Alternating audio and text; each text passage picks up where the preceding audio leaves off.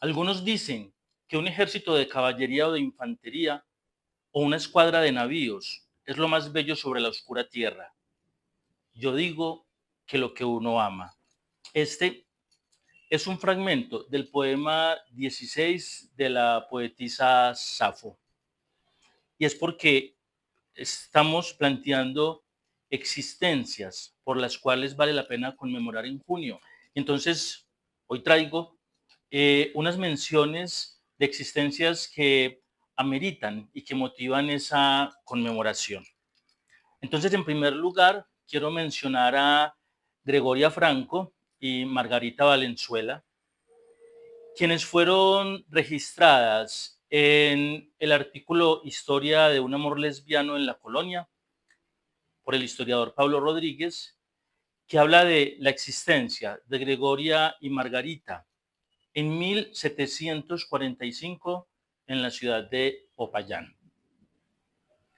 También mencionar en 1803 a Martina Parra y Juana María Martínez, quienes también han sido retomadas en el trabajo del historiador Pablo Bedoya, Desenfrenada lujuria.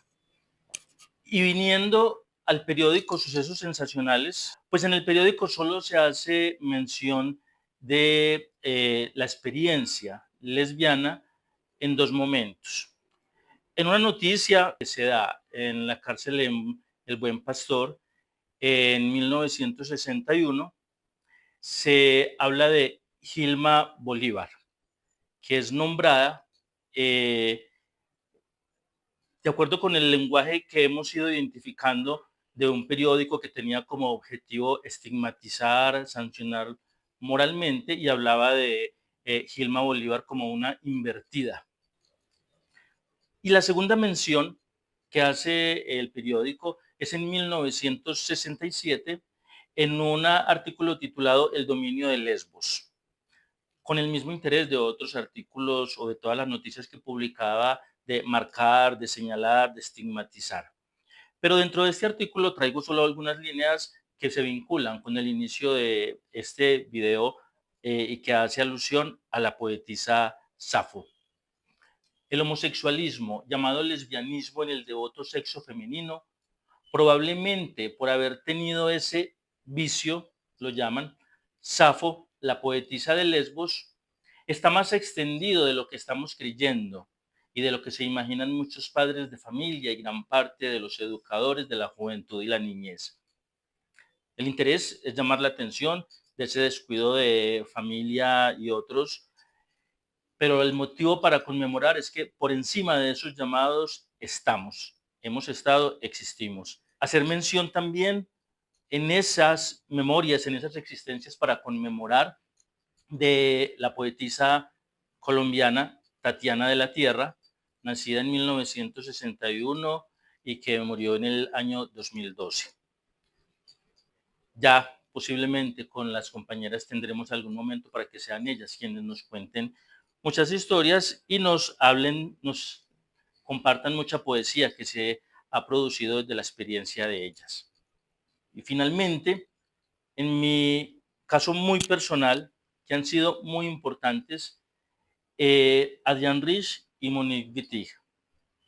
Son muy importantes, ¿por qué? Porque todo lo que yo vengo haciendo en la última década, desde hace aproximadamente 10 años, académicamente, en la investigación y en la reflexión, está fundamentado en las propuestas de estas dos lesbianas feministas.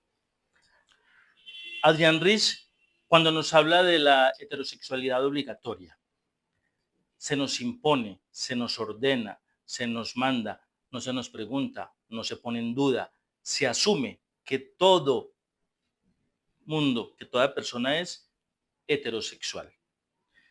Cuando se nos acusa de querer homosexualizar, es precisamente exhibiendo esa fragilidad de esa tarea histórica que se ha hecho de heterosexualizarnos a todos y a todas por encima de nuestros deseos.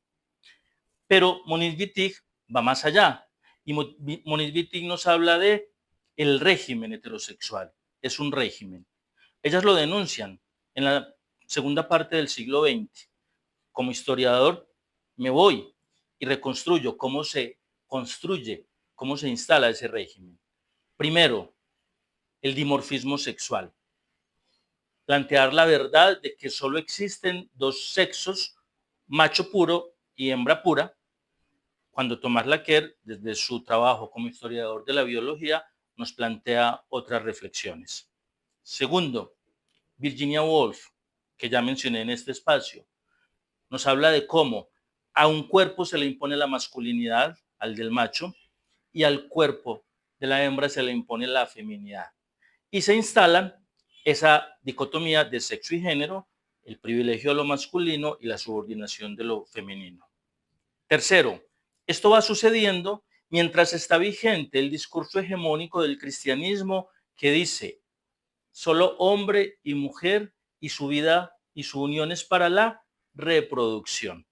En el siglo XIX, la psicopatología toma ese discurso junto con la sexología y le dan carácter de cientificidad para plantear entonces que eso que antes el cristianismo llamó lujuria, porque era usar el sexo para el placer, ahora ellos lo van a llamar patologías, filias, fantasías, todo eso que nos gusta, todo eso que disfrutamos. Y dicen, es una anomalía. Cuarto, viene Simone de Beauvoir en el siglo XX también, así como Virginia Woolf, y nos dice, además existe ese androcentrismo desde el cual se construye el mundo, desde el cual se construye una idea de lo que debería ser la mujer. Se construye las relaciones de dominación y de subordinación, donde quien ordena esas relaciones es lo masculino asignado al varón. Y lo habitamos todo el tiempo, ese régimen heterosexual. Algunos ejemplos puntuales, simples, pero teniendo claro que la situación es más compleja. Cuando vemos una pareja de hombres y una pareja de mujeres, y entonces viene la pregunta estúpida que nos hacen, y entonces, ¿quién es el hombre y quién es la mujer? Porque el régimen impide ver otras posibilidades. El régimen por eso borra existencias, por eso elimina existencias, por eso mata existencias, el régimen heterosexual.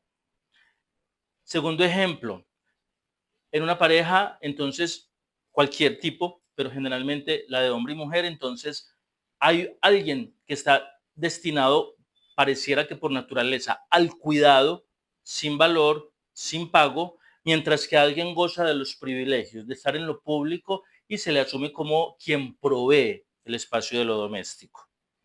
Donde entonces ese régimen se manifiesta con palabras como estas. Si ella va a trabajar, es que le ayuda a él. Si él hace oficios en la casa, es que le ayuda a ella. Porque ese régimen establece espacios obligatorios para cada uno de los cuerpos. Régimen heterosexual. Al nacer, unos cuerpos son perforados, indicando que es el cuerpo que se somete, que se subordina, que se inferioriza, que se posee. Por eso, recuerden, cuando somos los machos, quienes nos rompemos las orejas nos dicen que si es que nos dejamos romper el culo también, como si fuera un problema.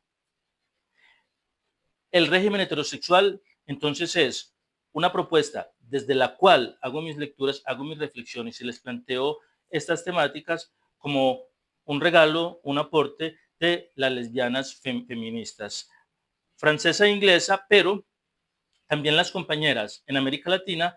Entonces, esa propuesta la han atravesado por los factores de clase, los factores étnico-raciales y otros elementos para poder apropiar desde aquí las luchas de los cuerpos desde las compañeras lesbianas. Por esto vale la pena conmemorar en junio también, porque también han estado en la historia, también han confrontado y también nos han aportado estas reflexiones para pensarnos otros mundos posibles. Así que por eso vale la pena conmemorar. Salud con las compañeras lesbianas.